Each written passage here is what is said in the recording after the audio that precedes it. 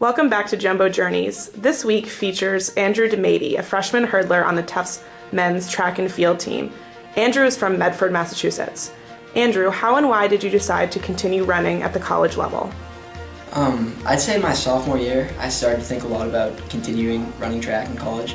I'd had some success in high school, and so I did some research and looked up some times. Track is very objective because you know where you stand based off what your time is, unlike other sports which are more subjective. So I figured I had a chance to continue being an athlete, and I wanted to do that, so I started to focus on track and making the college level. What attracted you to Tufts when you first began looking at it? Well, being from Medford, as such a local, I'd heard a lot about Tufts growing up, and I spent a lot of summers at camp here actually, so I knew about the school, and as I got older I realized what an academic reputation Tufts had, and I started to get more interested in it, and I also found out they had the international relations major and were well known for that, and that's something I wanted to pursue. And I wanted to go to NESCAC school because I liked the size and the academics, so Tufts seemed like the perfect fit. How did the Tufts track and field team stand out from other teams? When I visited Tufts, it was clear that the guys on the team were a close-knit group.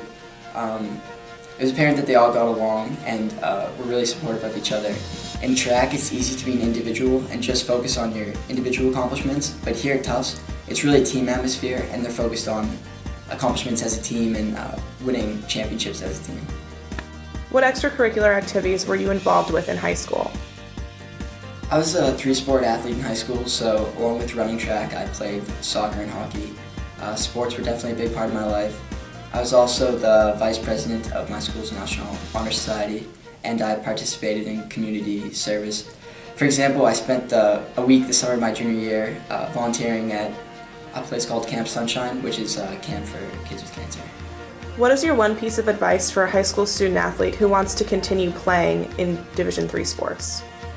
My one piece of advice is not to specialize too much in any one sport while you're in high school. Playing three sports was a huge part of my high school experience.